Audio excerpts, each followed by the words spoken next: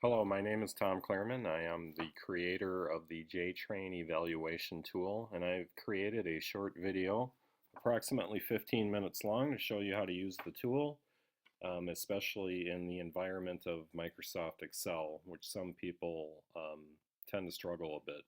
I've already downloaded the tool from the website juvenilesexoffenders.com. I've created a folder on my desktop entitled J-Trane, so I'm going to click on that folder.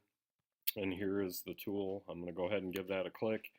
Now the tool must be used in Microsoft Excel 2010 or later, otherwise it cannot be scored correctly.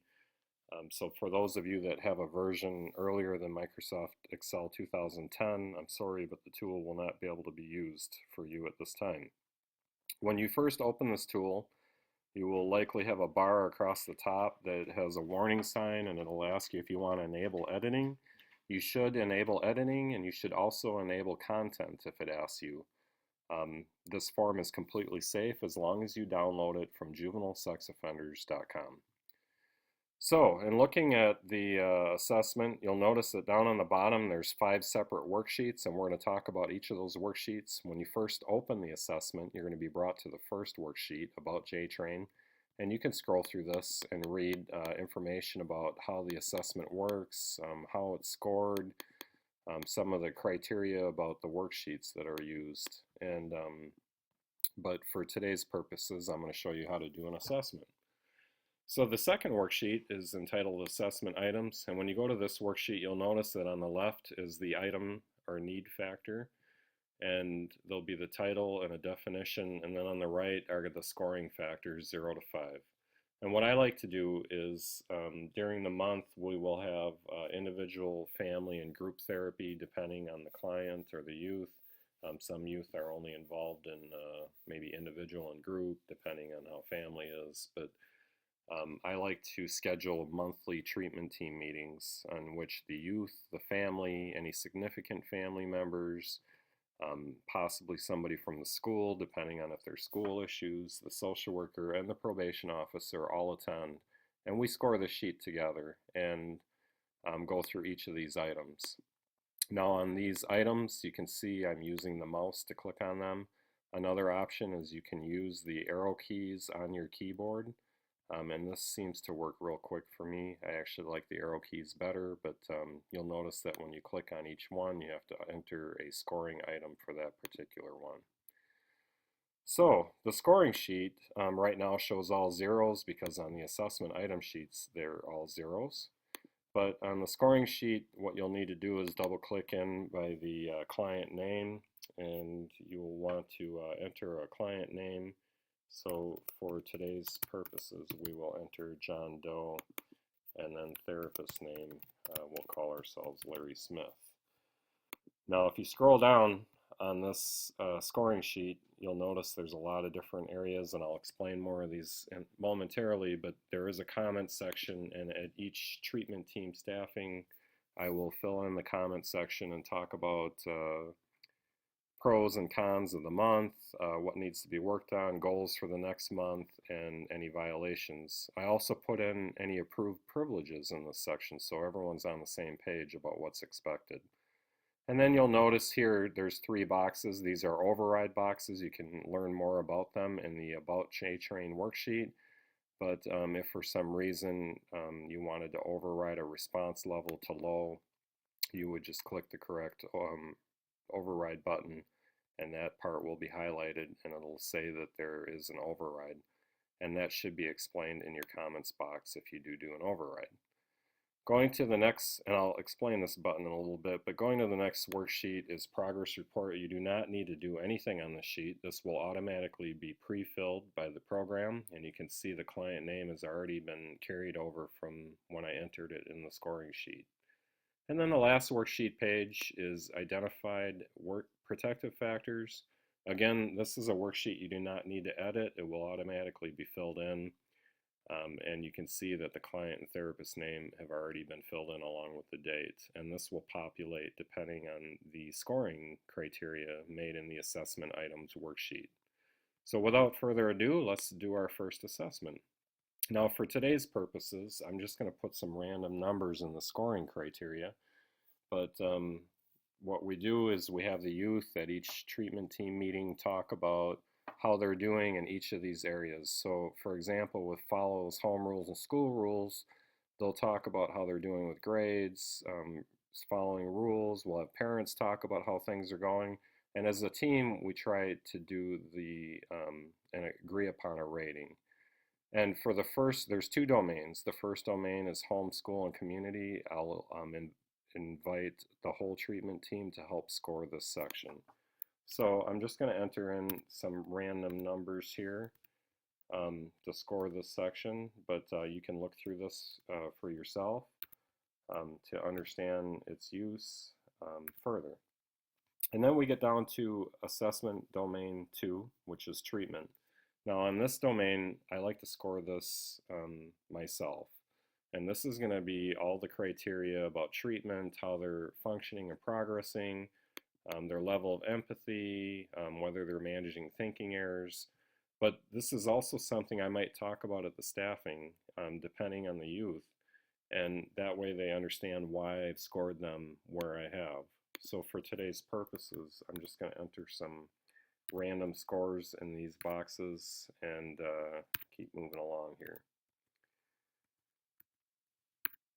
Now there is one item I should probably explain a little bit further, actually two. When you get down to the bottom here, on item number 18, it's relapse prevention. And this is an item that's usually scored a little bit lower when kids first start their treatment, because they don't typically work on relapse prevention until later in the treatment process. And I often explain that to kids because they are very interested in increasing their scores.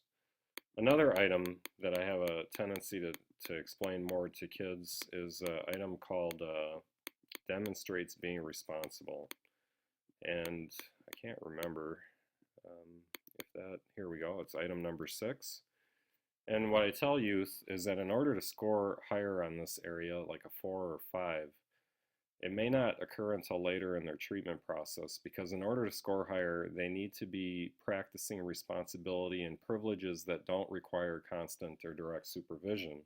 A lot of our youth in our program require a great deal of supervision, so they might score a little bit lower until they earn those privileges to show responsibility. Now, if you click on the scoring sheet, you'll notice that all the scores have already been carried over to the sheet, pre-filled based on the assessment items that were entered. So there's no editing of any of these scores that need to be done.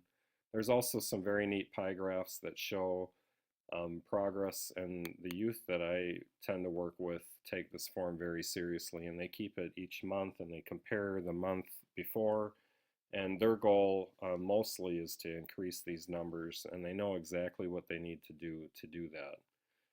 In years past, we never had a form like this, and youth never saw a light at the end of the tunnel. They never knew when they were going to be done with treatment, and some of them didn't even really know what they needed to work on in order to do it. And this form solves that problem. It provides a light at the end of the tunnel, which many youth need in order to keep moving through the treatment progress. So if we scroll down here, you'll see this scoring that I did actually has a total score of 41, which places this youth in a level 1 with a high supervision response level, which can be overridden depending on the youth. Now, the scoring criteria for the treatment level and the supervision response level are explained more in the About J-Trane worksheet, so I will not go through that at this time. As I said before, in the comments section, I'll type in the comments from the treatment team staffings that we have. And once this form is completed after your first evaluation, and every evaluation after that, once it's completed, what you'll want to do is click on Archive Progress. And you'll see the form kind of flicker and flash. And basically what it did, if we go to the progress report form, is it carried over the date and all of the scoring data for each of the items. And if we scroll down here, you'll see that for this particular month, where they scored on the domains and the overall progress. And each time the scoring sheet, when you click on Archive Progress, and I'll click it again, although it's going to show the same scores in the same month, but each time it's clicked on, over on the right side here, there will be what's called a spark line, and this spark line will move up and down, and it'll show progress over time. And this form can be really neat for kids, especially if their progress is going backwards. You can show them this form to help them see how serious it is and how they need to get back on track. And then if we click on the Identified Protective Factors worksheet, you can see there's 3 factors that carried over from the scoring sheet. And basically what this is for every item in the scoring sheet that's scored 4 or 5, which is a low need, will carry over an identified protective factor on this sheet. And sometimes kids need some positive strength-based approaches to treatment. And I might print this form to show them their strengths and identify protective factors and explain that to the family. Now, if I go back to the scoring sheet, what I'll do is at the treatment team staffing, once this has been scored and once I have the comment section filled, is I will go ahead and print this sheet. And when you print it, there's some things that won't show up. The override boxes will not show, and this box on the bottom will not show. So it prints a very nice form on one page, and I try to make copies for each of the treatment team members so that they can see where the progress is. And I can tell you right now, if you use this form in your practice with the youth that you serve, it will become a very important tool for them, and they will make a big deal out of these colors and numbers, which I think helps them move through the treatment program not only easier but faster in many cases. Now, this form and all the worksheets can be edited. I offer to do that for certain programs that maybe want to reword some of the items to their liking, or maybe change a definition, or maybe they want to change the title at the top. If you're interested in doing that for your particular program, you can contact me through the website at juvenilesexoffenders.com, and we can talk about how that can occur for your program. Now, what I like to do is after I score this item or this evaluation tool the first time, is I like to go up and click on File. And you're only going to do this the first time, but you don't want to click Save, because if you click Save, it'll save it as your original J-Trane assessment tool that you downloaded. So what you want to do is click on Save As, and go back to that folder that we made on the desktop where the assessment tool is located. And I'm going to actually call this the client's name. So whatever client I'm doing this form on, actually I think we have that is John Doe, I will name this their name. And then I'll click Save. And then you can exit out of this program.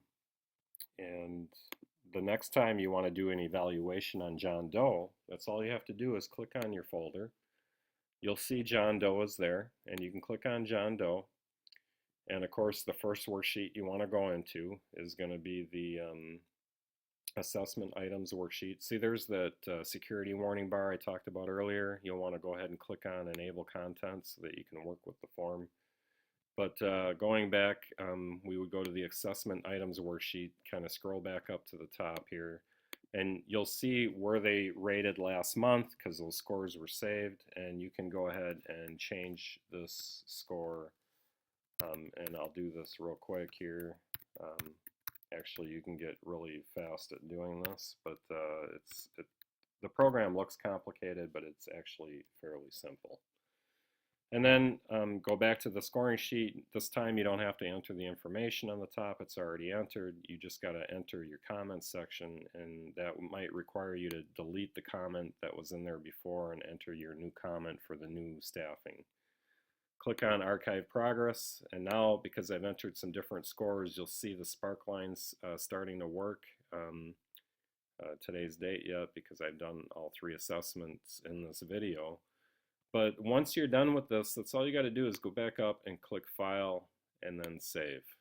And it'll always be saved under John Doe. And you'll have an archive of the data that will give you the monthly evaluation done on this report, on this progress report, and you'll be able to look back and see this. So I hope this video has been helpful. If you have any questions or concerns, feel free to contact me through the website at juvenilesexoffenders.com. Thank you.